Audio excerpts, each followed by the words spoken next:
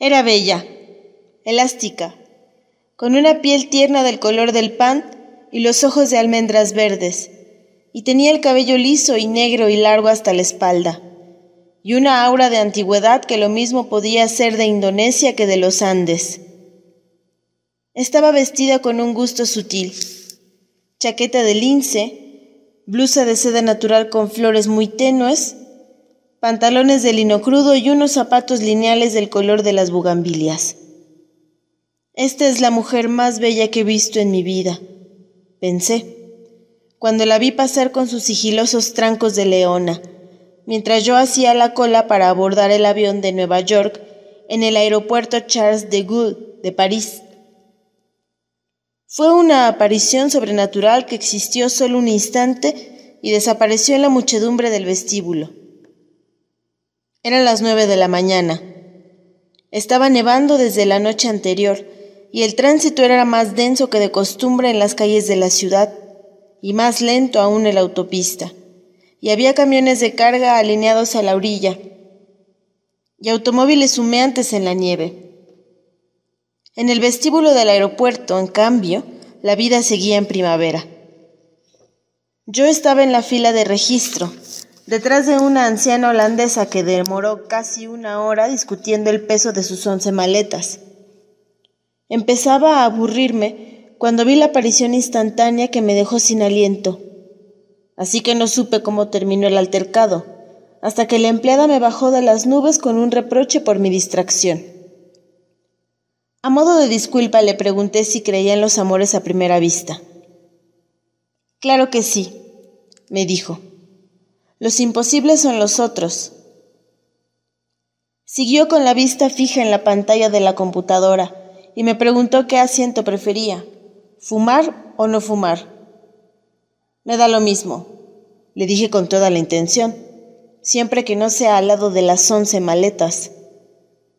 Ella lo agradeció con una sonrisa comercial sin apartar la vista de la pantalla fosforescente. «Escoja un número», me dijo. «¿3, 4 o 7? 4. Su sonrisa tuvo un destello triunfal. «En 15 años que llevo aquí», dijo, «es el primero que no escoge el 7». Marcó en la tarjeta de embarque el número del asiento y me lo entregó con el resto de mis papeles, mirándome por primera vez con ojos color de uva que me sirvieron de consuelo mientras volvía a ver a la bella. Solo entonces me advirtió que el aeropuerto acababa de cerrarse y todos los vuelos estaban diferidos. «¿Hasta cuándo?» «Hasta que Dios quiera», dijo con su sonrisa. «La radio anunció esta mañana que será la nevada más grande del año». Se equivocó. Fue la más grande del siglo. Pero en la sala de espera de la primera clase, la primavera era tan real que había rosas vivas en los floreros y hasta la música enlatada parecía tan sublime y sedante como lo pretendían sus creadores. De pronto se me ocurrió que aquel era un refugio adecuado para la bella, y la busqué en los otros salones, estremecido por mi propia audacia. Pero la mayoría eran hombres de la vida real que leían periódicos en inglés, mientras sus mujeres pensaban en otros, contemplando los aviones muertos en la nieve a través de las vidrieras panorámicas, contemplando las fábricas glaciales, los vastos cementeros de Roissy devastados por los leones. Después del mediodía no había un espacio disponible, y el calor se había vuelto tan insoportable que escapé para respirar. Afuera encontré un espectáculo sobrecogedor. Gentes de toda ley habían desbordado las salas de espera y estaban acampadas en los corredores sofocantes y aún en las escaleras, tendidas por los suelos con sus animales y sus niños y sus enseres de viaje. Pues también la comunicación con la ciudad estaba interrumpida y el palacio de plástico transparente parecía una inmensa cápsula espacial varada en la tormenta. No pude evitar la idea de que también la bella debía estar en algún lugar en medio de aquellas hordas mansas, y esa fantasía me infundió nuevos ánimos para esperar. A la hora del almuerzo, habíamos asumido nuestra conciencia de náufragos. Las colas se hicieron interminables frente a los 7 restaurantes, las cafeterías, los bares atestados, y en menos de 3 horas tuvieron que cerrarlos porque no había nada que comer ni beber. Los niños, que por un momento parecían ser todos los del mundo, se pusieron a llorar al mismo tiempo, y empezó a levantarse de la muchedumbre un olor de rebaño. Era el tiempo de los instintos. Lo único que alcancé a comer en medio de la rebatiña fueron los 2 últimos vasos de helado de crema en una tienda infantil.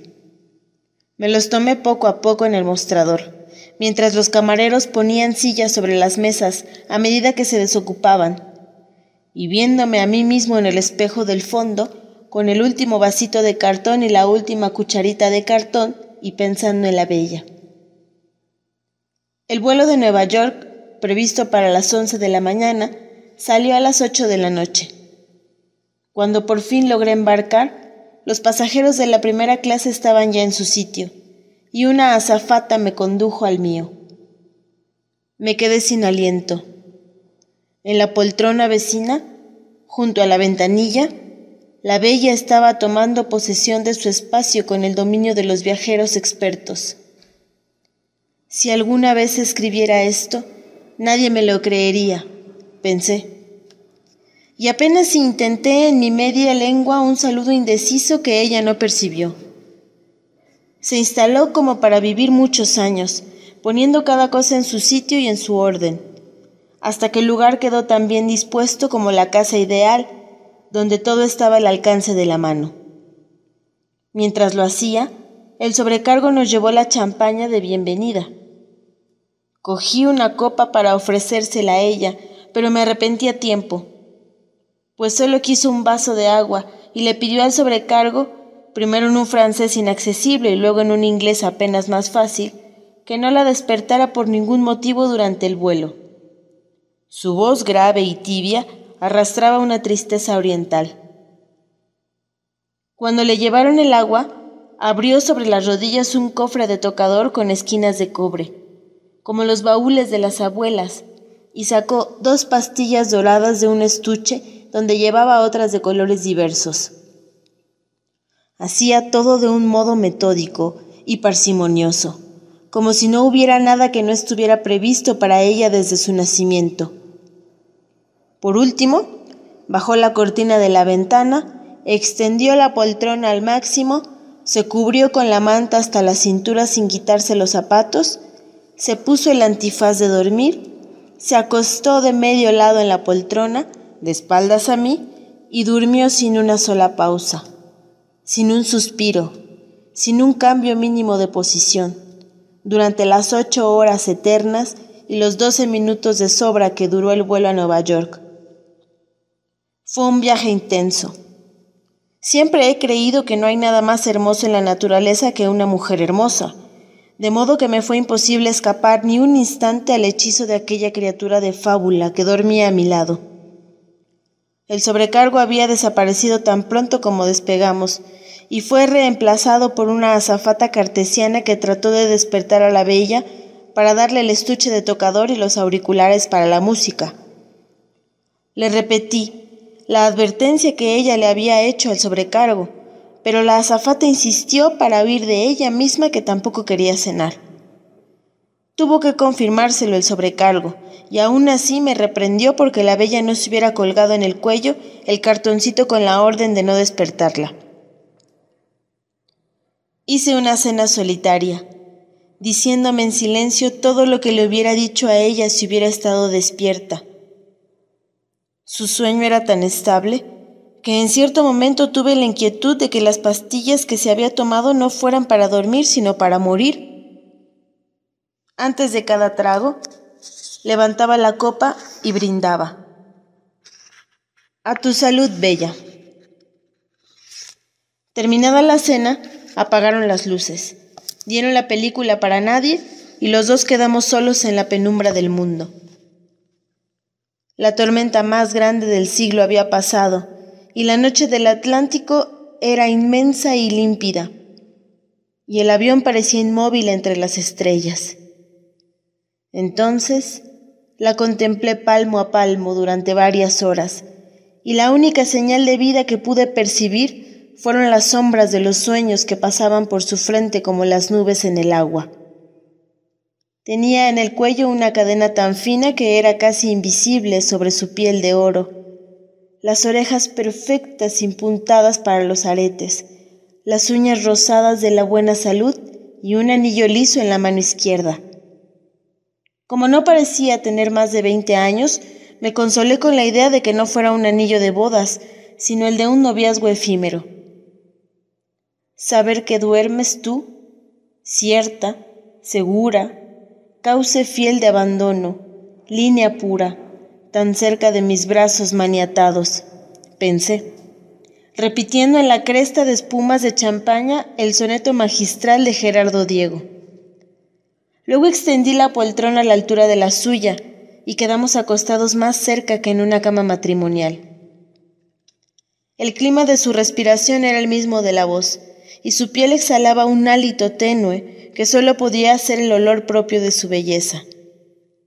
Me parecía increíble. En la primavera anterior había leído una hermosa novela de Yasunari Kawabata sobre los ancianos burgueses de Kioto que pagaban sumas enormes para pasar la noche contemplando a las muchachas más bellas de la ciudad, desnudas y narcotizadas, mientras ellos agonizaban de amor en la misma cama. No podían despertarlas ni tocarlas, y ni siquiera lo intentaban, porque la esencia del placer era verlas dormir. Aquella noche, velando el sueño de la bella, no solo entendí aquel refinamiento senil, sino que lo volví a vivir a plenitud. ¿Quién iba a creerlo?, me dije, con el amor propio exacerbado por la champaña. Yo, anciano japonés a estas alturas. Creo que dormí varias horas, vencido por la champaña y los fogonazos mudos de la película, y desperté con la cabeza agrietada. Fui al baño. 2 lugares detrás del mío yacía la anciana de las 11 maletas. Parecía un muerto olvidado en el campo de batalla.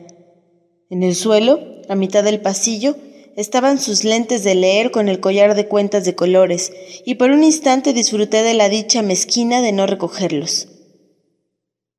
Después de desahogarme de los excesos de champaña, me sorprendí a mí mismo en el espejo, indigno y feo, y me asombré de que fueran tan terribles los estragos del amor. De pronto el avión se fue a pique, se enderezó como pudo y prosiguió volando al galope. La orden de volver al asiento se encendió. Salí en estampida, con la ilusión de que solo las turbulencias de Dios despertaran a la bella, y que tuviera que refugiarse en mis brazos huyendo del terror. En la prisa estuve a punto de pisar los lentes de la holandesa y me hubiera alegrado. Pero volví sobre mis pasos, los recogí y se los puse en el regazo, agradecido de pronto de que no hubiera escogido antes que yo el asiento número 4. El sueño de la bella era invencible. Cuando el avión se estabilizó, tuve que resistir la tentación de sacudirla con cualquier pretexto, porque lo único que deseaba en aquella última hora de vuelo era verla despierta, aunque fuera enfurecida, para que yo pudiera recobrar mi libertad y tal vez mi juventud. Pero no fui capaz. «Carajo», me dije, con un gran desprecio, «¿por qué no nací Tauro?» Despertó sin ayuda en el instante en el que se encendieron los anuncios del aterrizaje, y estaba tan bella y lozana como si hubiera dormido en un rosal. Solo entonces caí en la cuenta de que los vecinos de asiento en los aviones, igual que los matrimonios viejos, no se dan los buenos días al despertar. Tampoco ella.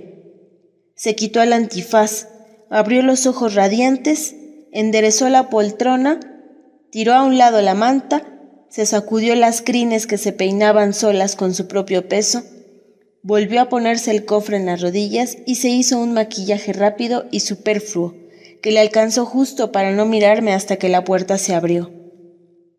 Entonces se puso la chaqueta de lince. Pasó casi por encima de mí con una disculpa convencional en castellano puro de las Américas, y se fue sin despedirse siquiera, sin agradecerme al menos lo mucho que hice por nuestra noche feliz, y desapareció hasta el sol de hoy en la Amazonia de Nueva York.